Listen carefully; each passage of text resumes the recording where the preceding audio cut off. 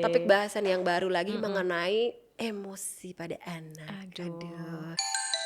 Ini, mengenai apa ya, melatih kecerdasan emosional pada anak kita Mhm. sejak dini. Aduh, sejak dini, ini sejak Mmm, kapan gitu ya. mhm, Sebelum itu aku mau tanya dulu, sebenarnya emosi ini apa sih Mbak Wibah mhm, kaitannya sama apa namanya, anak-anak kita, sama mhm. kita juga mungkin ya. Iya, Emosi mhm. itu apa gitu? Iya.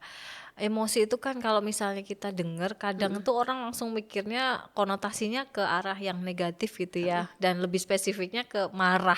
Ya, yes, padahal sebenarnya emosi itu adalah dorongan yang muncul dari dalam diri, yang itu sifatnya, fluktuatif gitu ya, oke. berubah, seiring berubah dan itu menggerakkan sesuatu pada diri Oke. kita, Oke, gitu. berarti emosi itu, bukan berarti buruk ya? Enggak. Oke, berarti ada Mhm. emosi bahagia, bahagia itu termasuk emosi? Iya, Oke, betul. bahagia, emosi, marah termasuk emosi, terus apalagi Mbak? Betul. Sedih itu Sedih, juga emosi, emosi. Nah, iya. untuk pemahaman emosi ini, Mhm, mhm, ini tuh penting nggak sih, mhm, untuk, pendidikan emosional? mhm, Gitu. iya. Kalau dikatakan penting atau tidak, maka jawabannya adalah penting banget gitu Oke, ya. Kenapa? Karena emosi itu kan sesuatu hal yang melekat ya pada oke, diri kita mhm, sebagai manusia. Jadi itu tuh sebenarnya berkah yang Tuhan kasih gitu ya oke, ke manusia mhm, gitu. Jadi ya memang akan selalu kita miliki. Jadi oke, memang penting banget untuk kita belajar bagaimana cara untuk mengenali emosi kita, bagaimana cara kita untuk mengekspresikannya mhm. dengan tepat, dan bagaimana cara kita untuk mengelolanya gitu. Oke, masuk ke pendidikan emosi kepada Mhm. anak. Sebelum kita melatih kecerdasan emosional Mhm, anak, mhm. berarti kita wajib untuk memahami emosional Iya, mamanya dulu nih. bener, Wah, ini bener, PR ini iya, Mbak Bibah, lumayan cukup PR ya moms ya. Ini heeh. sebelum melatih emosional ternyata kita harus melatih Paham dulu, paham bener. dulu. Karena kalau enggak itu kayak orang buta yang menuntun orang buta ya. Oke, Jadi nggak tahu arah kemana. Karena yang namanya emosi kan kita juga mhm, sebagai orang tua pasti juga merasakan ya. Jadi kalau oke, kita mau mengajarkan sesuatu tuh kan kita juga harus paham dulu. oke, Kita itu sebenarnya lagi ngerasa apa, kita oke, itu emosinya lagi apa nih, sedihkah, oke, marahkah, kecewakah mhm, gitu ya. Dan bagaimana kita itu bisa mengelolanya itu, baru kita oke, bisa mengajarkan anak, mendampingi anak sebenarnya ya, bukan oke, kemudian mengajarkan karena pastinya mhm, proses pun kita juga akan tetap bersamaan, berproses di situ oke. gitu. Mungkin kadang kita bisa sedikit slow, mungkin kadang kita Iya, bisa naik gitu Mbak Bibah ya. heeh, bener, Nah ini terus bagaimana ini cara mhm, kita untuk melatih anak kita? mhm, Istilahnya stimulasi kecerdasan mhm, emosionalnya tuh harus seperti apa? iya. Dimulainya sejak kapan nih Mbak Bibah? Mhm, mhm. Kalau dimulainya sejak kapan? Maka Mhm. sejak dini, ya sekali lagi. Sejak dini. Iya, jadi, mengajarkan emosi pada anak karena Mhm. bahkan bayi baru lahir pun mereka sudah Oke. punya emosi gitu ya. Oh Ketika yes. mereka menginginkan sesuatu kan Mhm. mereka pasti akan nangis. Oke. Emosi itu kan Mhm. sebenarnya kan, ini ya, apa ya, cara komunikasi. Ya, ekspresi emosi itu jadi cara mereka untuk mengkomunikasikan gitu. Bayi Mhm. nangis, oh ternyata mereka butuh Eee, Susu, nenen ya, nenen. mereka butuh Oke. ASI, bayi nangis, oh ternyata pampersnya penuh gitu. Jadi itu kan Oke. sebenarnya adalah, alat komunikasi anak Mhm. pada kita sebagai orang tua, Oke. gitu. Jadi memang dari dini kita harus mulai Oke. mengenalkan gitu dan kita perlu untuk mulai dari, mengajarkan pada anak untuk mengenali dan menamai emosinya. Oke. Kalau seperti ini tuh namanya apa sih? Oke. Kalau rasanya dadanya panas, Sesek. sesek, terus rasanya wajahnya merah, Heeh. tangannya itu pengen apa ya, pengen nonjok, gemeteran, Mhm. itu namanya apa? Oh itu Oke. namanya marah. Kalau rasanya apa ya, dadanya itu kayak ada yang Oke, bolong, kosong. iya Hampa. rasanya, heeh, rasanya kok kayak air matanya pengen keluar, Oke. oh itu namanya sedih gitu. Oke. Jadi kita perlu mengajarkan, pada anak untuk mengenali dulu Oke. emosinya itu apa. Oke. Kalau untuk manfaatnya sendiri, Mhm. untuk melatih kecerdasan emosionalnya sebenarnya manfaatnya apa sih untuk anak Banyak kita? banget, banyak banget karena, keterampilan mengelola emosi itu Oke. adalah modalitas yang akan dibutuhkan anak untuk menjalani tantangan hidup berikutnya. Yaps. Oke. Anak-anak yang memiliki, kemampuan emosi, kematangan emosi yang baik, mereka akan sukses membawa Mhm. dirinya di lingkungan sosial dalam menghadapi tantangan-tantangan Oke. hidup di fase-fase perkembangan berikutnya gitu. Jadi itu adalah modalitas yang penting banget untuk dimiliki setiap anak. Berarti sangat mempengaruhi perkembangan sosialnya juga ya. Bener banget. Karena kalau ini ya dalam lingkungan sosial itu kan kita akan bertemu dengan banyak orang. Tentu kalau kita bertemu dengan banyak orang, banyak kepentingan, banyak karakteristik itu kan sangat rentan banget menghadapi konflik. Nah, disitulah kecerdasan emosi, keterampilan mengelola emosi itu dibutuhkan. Gitu. Oke. Nah, tadi disebutkan macam-macam emosi kita kenalkan ke anak kita. Berarti orang tuanya tuh perlu nggak sih juga untuk memperkenalkan emosi orang tuanya gitu kepada anak-anak kita? Iya, iya, itu perlu banget Mbak. Jadi untuk mengajarkan pada anak untuk bisa mengenali dan juga menerima emosinya, kita pun juga harus menunjukkan itu pada anak. Misalnya nih, kita lagi pusing, anak pas banget biasanya kalau kita lagi pusing tuh anaknya ada aja gitu ya tingkahnya apa gitu yang bikin akhirnya kita tuh Ngikut ya, dia kita sebel dia ngikut sebel iya gitu. gitu. Nah kalau di kondisi itu kita boleh loh bilang, nak mama lagi marah kalau misalnya kamu bersikap seperti itu. Nak mama itu ngerasa marah kalau misalnya kamu melakukan hal itu gitu. Jadi izinkan anak juga untuk memahami gitu. Oh ternyata mamahnya lagi marah ya. Oh ternyata mamahnya mungkin lagi sedih ya gitu. Jadi boleh banget untuk kita menunjukkan itu pada anak. Gitu. Supaya anak kita tahu ya, oh ternyata yang punya emosi bukan hanya aku aja, tapi juga mamaku dan orang-orang di sekitarku. Oke, kalau strategi yang efektif tadi selain kita ngajarin macam-macam emosi, terus mungkin kita juga menunjukkan emosi kita ke anak kita. Itu apa aja sih Mbak selain itu? Ya, setelah kita belajar untuk mengenalkan anak pada emosinya, kita belajar untuk juga berusaha merefleksi. Jadi menerima apapun yang emosi anak itu rasakan, emosi yang dirasakan oleh anak gitu ya. Jadi kalau misalnya nih pas anak lagi jalan-jalan keluar, dia ketemu orang baru, terus dia nggak mau salim, dia cuma diem, dia pokoknya ini ya kelihatan beda gitu sama di rumah. Kita perlu untuk melakukan refleksi emosi gitu ya. Kakak nggak nyaman ya kalau misalnya di sini misalnya kakak merasa mungkin marah atau mungkin sedih karena kakak harus berada di situasi yang seperti ini gitu. Yang nggak dia sukai yang nggak gitu dia ya. sukai gitu. Jadi kita belajar juga untuk memahami bahwa kamu lagi ngerasa sedih ya. Iya aku sedih. Nah akhirnya anak akan belajar untuk tadi mengenali dan menyadari iya aku lagi sedih nih sekarang. Ya udah yuk apa yang kamu butuhkan supaya bisa lebih nyaman. Apa yang bisa mama bantu untuk membuat kamu lebih nyaman. Gitu. Jadi kita belajar juga untuk menyadarkan pada anak bahwa apapun emosi yang kamu rasakan itu mama terima gitu. Dan ayo kita berusaha bareng-bareng untuk mengendalikan emosi, mengelola emosi itu. Berarti momsnya yang paling penting adalah memahami anak kita. Berarti kita nggak boleh memaksakan keinginan orang tuanya ya.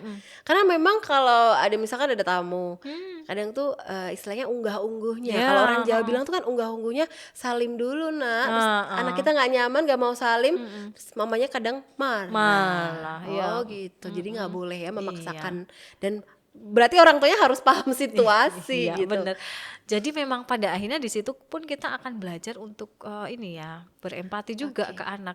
Kalau misalnya aku ada di posisi anak tuh aku ngerasa apa ya. Jadi kunci dari refleksi itu kan kita juga harus bisa menempatkan diri kita kalau kita di posisi itu tuh apa yang kita rasain.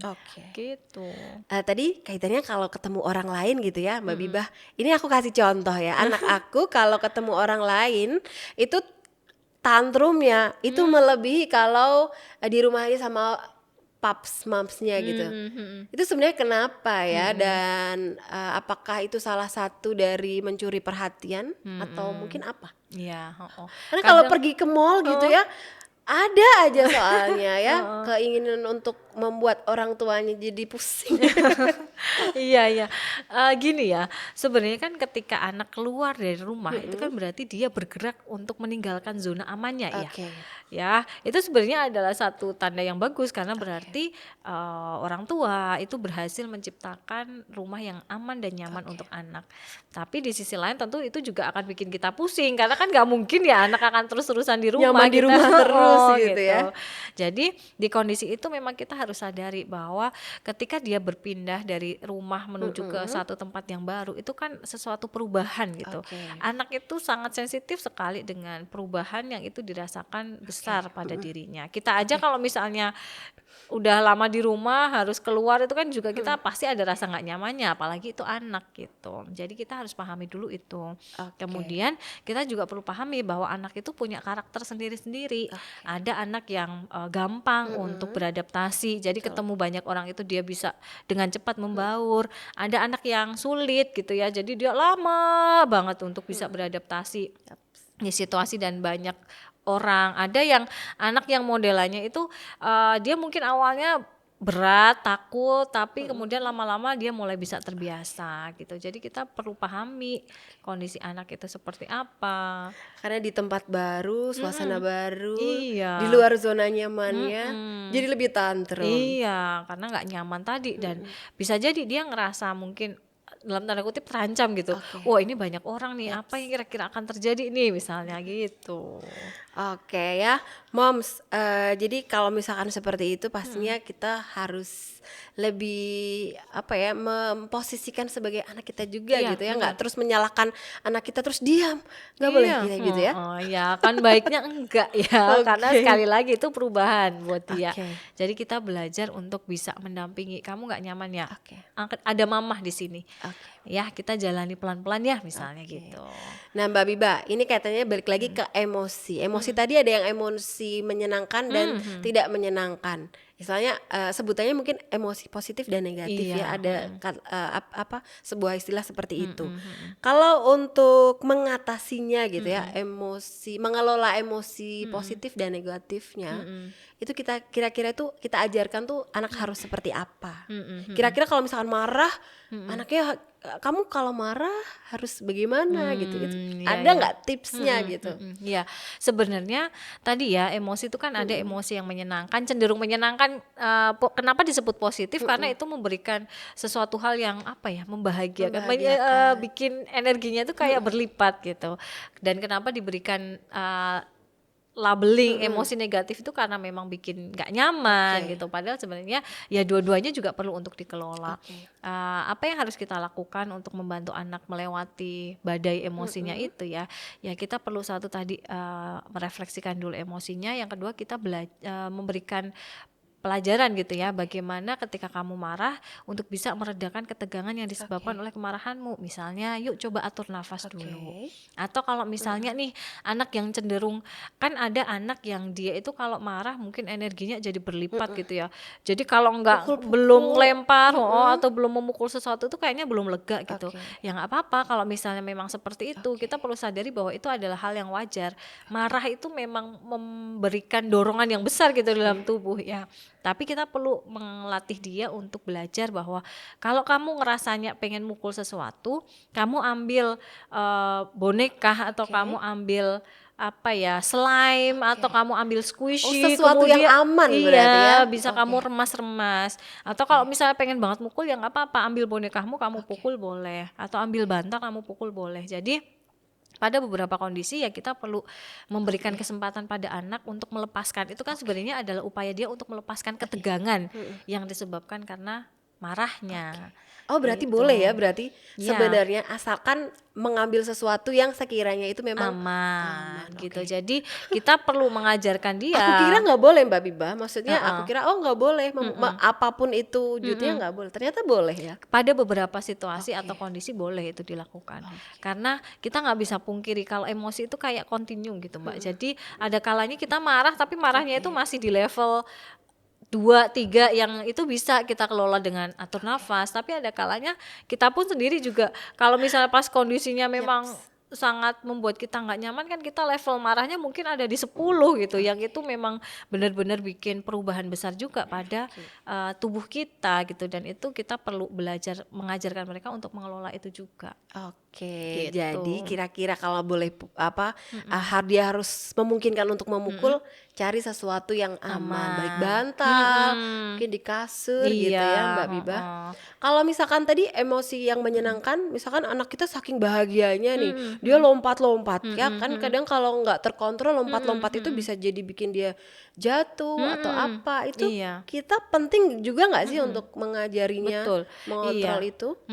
Jadi, mengontrol emosi itu nggak hanya untuk emosi negatif aja, emosi positif yang cenderungnya bikin ini ya, Meluap-luap bahagia itu mungkin juga bahagia. sebenarnya juga perlu untuk Oke. kita ajarkan untuk dikelola, karena kalau nggak jatuhnya tadi, gitu, kalau nggak loncat-loncat, bahkan ada beberapa anak yang mungkin kalau dia saking happy-nya itu ini benturin kepala ke tembok gitu ya.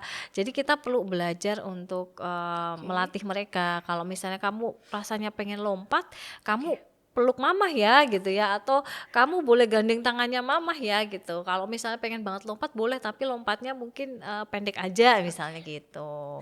Oke, berarti ini yang paling penting adalah momsnya nih harus benar-benar memahami perilaku, memahami emosi anaknya gitu ya Mbak Bibah. Betul. Oke, karena yang ada di sekitar kita ya momsnya ya Iya. pastinya. Oke Mbak Bibah, kira-kira ini ada nggak sih dampak dari kira-kira kalau misalkan emosi itu tuh nggak terkontrol, ada nggak sih? Iya, ada banget ya. Satu, pasti akan merugikan untuk dirinya sendiri, dan yang kedua bisa berpotensi sekali untuk merugikan orang-orang sekitarnya. Ya, jadi kalau anak nggak bisa punya pengendalian emosi yang cukup, dia mungkin keterampilan mengelola emosinya belum bagus gitu ya. Meskipun memang itu wajar ya, karena mereka masih berkembang. Itu akhirnya akan berdampak sekali pada bagaimana mereka di lingkungan sosial.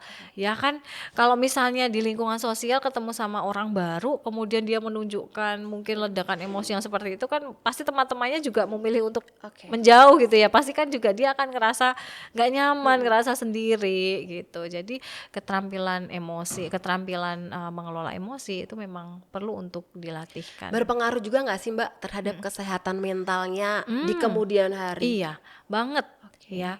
Ketika seseorang itu tidak memiliki cukup keterampilan mengelola emosi, dia akan rentan mengalami stres, bahkan mungkin berkembang pada depresi, bahkan mungkin pada gangguan kecemasan dan lain Anak-anak sebagainya. juga bisa ya? Bisa sekali gitu. Nggak sedikit anak-anak yang datang ketemu psikolog itu karena mereka takut berpisah dengan figur otoritasnya, jadi mengalami kecemasan perpisahan atau bahkan mungkin kecemasan sosial. Ada sekali yang seperti itu. Mungkin juga tertekan karena orang tua yang mungkin overprotective Ya, gitu bisa ya, juga mungkin seperti bisa itu. Oke, nah Mbak Bibah mungkin ada pesan khusus kepada mom dan paps nggak nih? Kira-kira ya soal kaitannya sama kecerdasan emosional mendidik kita ya, baik bagi momsnya ataupun bagi anak-anak gitu. Jadi memang mengembangkan gitu ya, memfasilitasi untuk perkembangan emosional anak ini penting banget. Dan satu hal yang perlu banget untuk kita mulai adalah kita harus dulu bisa belajar untuk mengenali emosi kita, belajar untuk mengelola emosi kita, supaya kita pun bisa berproses dalam mendampingi anak gitu. Karena nggak mungkin kita akan bisa optimal gitu ya dalam mendampingi perkembangan emosi anak ketika kita sendiri belum cukup mampu untuk mengenali, belum cukup mampu untuk menyadari, belum cukup mampu untuk mengelola emosi kita sendiri gitu. Jadi prosesnya memang akan bareng gitu. Yang namanya proses anak itu orang tuanya juga harus siap untuk berproses. Betul Mbak Bibah, Gitu. soalnya memang tumbuh kembang anak berjalan terus gitu. Emosional naik turun, termasuk emosional momsnya. Iya, benar. Jadi mom dan paps ya semangat terus. Terima kasih sekali kepada Mbak Bibah. Sama-sama. Besok kita ngobrol lagi ya sama Mbak Bibah di topik yang lain. Terima kasih kepada moms, dan jangan lupa untuk subscribe YouTube channelnya Doodle Exclusive Baby Care. Dengarkan Moms Talk di podcast Spotify, Noise, Apple, dan juga websitenya doodle.co.id. Jangan lupa di komen, like, dan juga kalau ada pertanyaan mau sharing boleh banget ya komen di kolom komentar. Sampai jumpa Mom di Moms Talk selanjutnya.